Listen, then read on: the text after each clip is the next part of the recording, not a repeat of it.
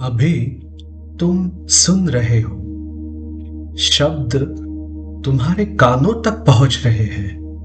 उनका अर्थ तुम्हारे मन में बन रहा है और एक अनुभव उत्पन्न हो रहा है। लेकिन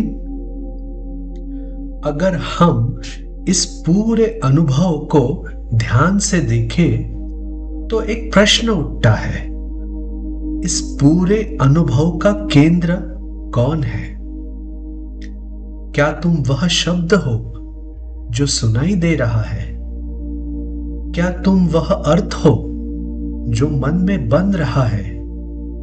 या तुम वह हो जो इन सब को देख रहा है? अगर तुम ईमानदारी से देखो तो पाओगे कि हर चीज बदल रही है। शब्द बदलते हैं, विचार बदलते हैं, भावनाएं बदलती है, शरीर बदलता है, लेकिन एक चीज है जो कभी नहीं बदलती। वह है जानने वाला।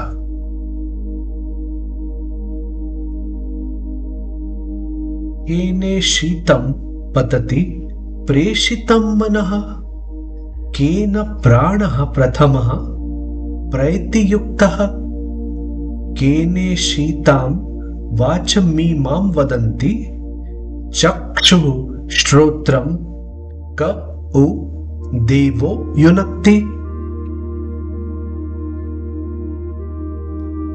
अर्थात किसके द्वारा यह मन प्रेरित होता है, किसके द्वारा प्राण चलता है, किसके द्वारा वाणी बोलती है, कौन है जो आंख और कान को शक्ति देता है?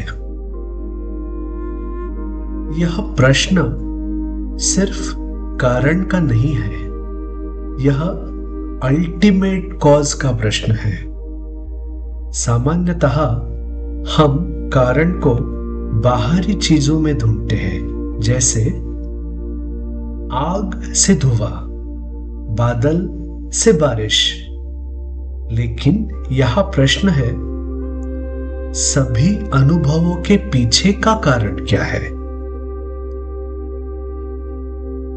अगर तुम ध्यान से देखो तो हर अनुभव के 3 भाग होते हैं। इसे त्रिपुटी कहा जाता है। ज्ञाता, ज्ञेय और ज्ञान।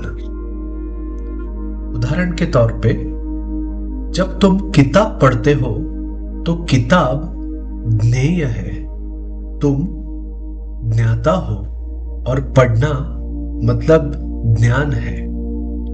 अब प्रश्न यह है, इस ज्ञाता को कौन जान रहा है?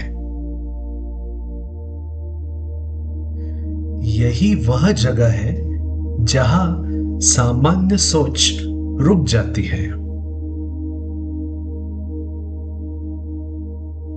श्रोत्रस्य श्रोत्रम मनसो मनोयत, वाचोह वाचम स उ प्राणस्य प्राणः, चक्षुषश्चक्षुरतिमुच्च धीरः, प्रेत्यास्मा लोकादमृता भवन्ति। अर्थात वह कान का भी कान है, मन का भी मन है, वाणी के पीछे की वाणी है।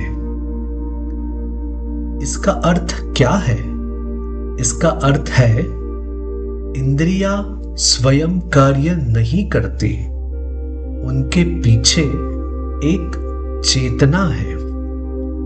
कान ध्वनि को पकड़ता है, लेकिन अगर चेतना न हो तो क्या सुनना संभव है? आंख देखती है, लेकिन अगर चेतना न हो तो क्या देखना संभव है? इसलिए उपनिषद कहता है, इंद्रियां नहीं जानती, चेतना जानती है। चेतना किसी चीज पर डिपेंडेंट नहीं है, लेकिन हर चीज चेतना पर डिपेंडेंट है। यही है कॉन्शियसनेस इज इंडिपेंडेंट रियलिटी।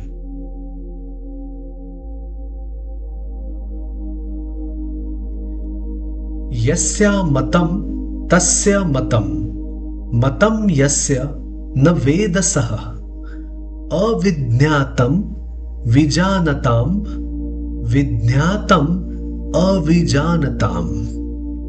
अर्थात जो सोचता है मैं जानता हूं, वह सच्चाई में नहीं जानता। क्यों? क्योंकि जानना हमेशा ऑब्जेक्ट पर लागू होता है, लेकिन ब्रह्म कोई ऑब्जेक्ट नहीं है, वह तो सब्जेक्ट है। जब तुम कहते हो मैं ब्रह्म को जानता हूं, तो तुम उसे ऑब्जेक्ट बना रहे हो और उसी क्षण तुम उसे खो देते हो। ब्रह्म को जानना संभव नहीं है, क्योंकि तुम ही ब्रह्म हो।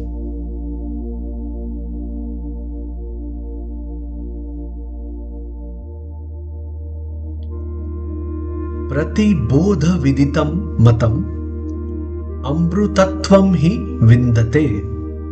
अर्थात ब्रह्म हर बोध में प्रकट होता है। अभी तुम सुन रहे हो, अवेयरनेस है।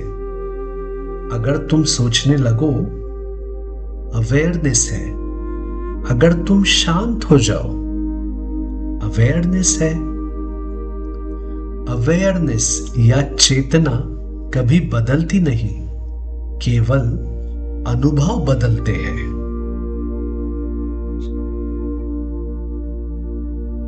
अगर तुम कहते हो मैं स्ट्रेस्ड हो गया हूं, लेकिन सच्चाई ये रहती है कि स्ट्रेस एक ऑब्जेक्ट है और तुम सब्जेक्ट हो। जैसे ही तुम यह समझते हो, तो स्ट्रेस में और तुम में एक डिस्टेंस बन जाएगा और तुम्हारी सफरिंग कम हो जाएगी।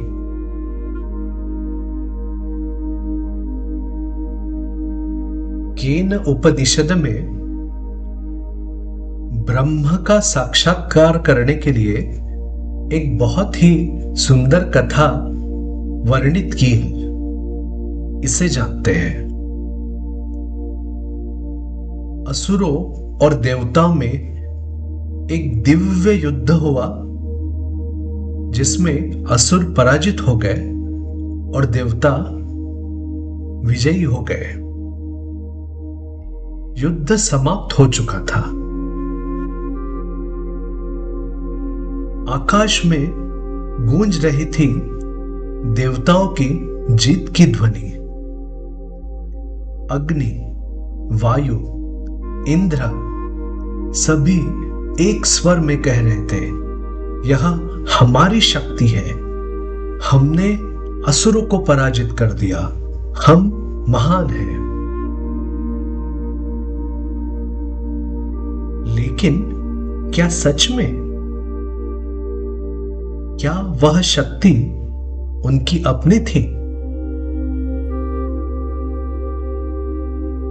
तभी उनके सामने एक रहस्यमय उपस्थिति प्रकट हुई। एक अज्ञात तेजस्वी प्रकाश प्रकट हो जाता है। न उसका कोई रूप था, न कोई सीमा, केवल एक तेज, एक अद्भुत मौन शक्ति। देवता चकित थे। यह कौन है? सबसे पहले अग्नि देव आगे बढ़े। वह अग्नि जो सब कुछ जला सकता था, उसने गर्व से कहा, मैं अग्नि हूं, मैं इस सृष्टि की हर वस्तु को भस्म कर सकता हूं।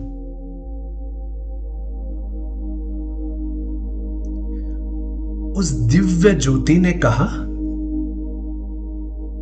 ये छोटा सा तिनका है, इसे जला के दिखाओ। अग्नि पूरी शक्ति लगाता है, ज्वालाएं उठती है, लेकिन तिनका अड़िग का अड़िग, उसे कुछ भी नहीं होता।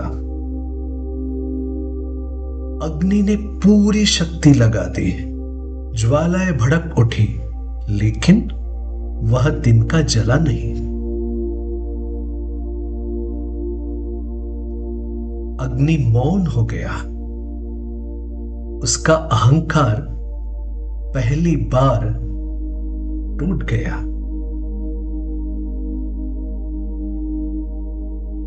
ये देख के अब वायुदेव आगे बढ़े।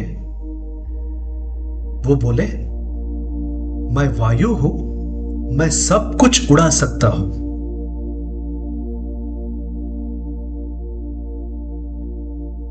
दिव्य ज्योति ने वही तिनका उनके सामने रखा और कहा, इसे उड़ा के दिखाइए।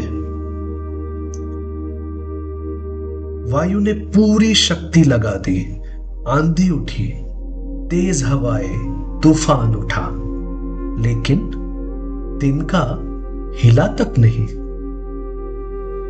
वायु भी मौन हो गया। ये सब देख के सब सोच में पड़ जाते हैं और इंद्र विनम्रता से आगे बढ़ता है, लेकिन जैसे ही वह पास आता है, दिव्य ज्योति गायब हो जाती है।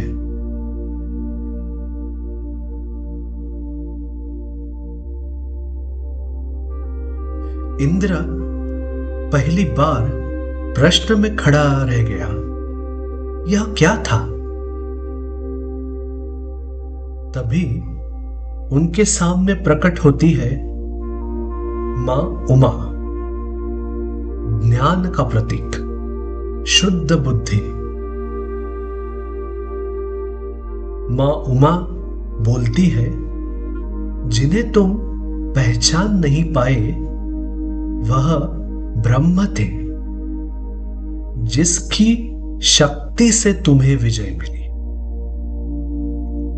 तब इंद्र को समझ आया कि शक्ति उनकी नहीं थी, वह तो केवल एक माध्यम थे, जिसके माध्यम से वह शक्ति बह रही थी। अग्नि, वायु, इंद्र कोई भी कर्ता नहीं था, बस केवल माध्यम थे।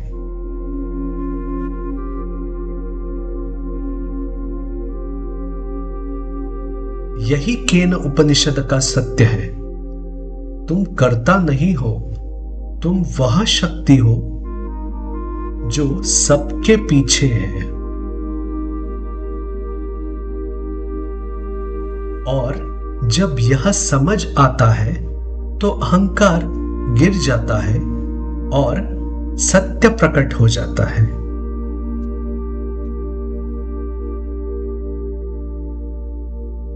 अब कोई फिलॉसफी नहीं, बस देखो, विचार आ रहे हैं, जा रहे हैं, तुम उन्हें देख रहे हो तो तुम विचार नहीं हो। भावनाएं आ रही है, जा रही है, तुम उन्हें देख रहे हो तो तुम भावनाएं नहीं हो। जो देख रहा है वह तुम हो और वही ब्रह्म है। तुम खोज रहे थे बाहर, लेकिन जो खोज रहा था वही तो खोज का लक्ष्य है। ब्रह्मविद् ब्रह्मैव भवति, अर्थात जानने वाला वही बन जाता है, क्योंकि वह हमेशा से वही था। तुम्हें कुछ नया नहीं पाना, तुम्हें सिर्फ यह पहचानना है कि तुम कभी अलग थे ही नहीं। तुम ब्रह्म हो, तुम वही हो, तत् त्वम् असि।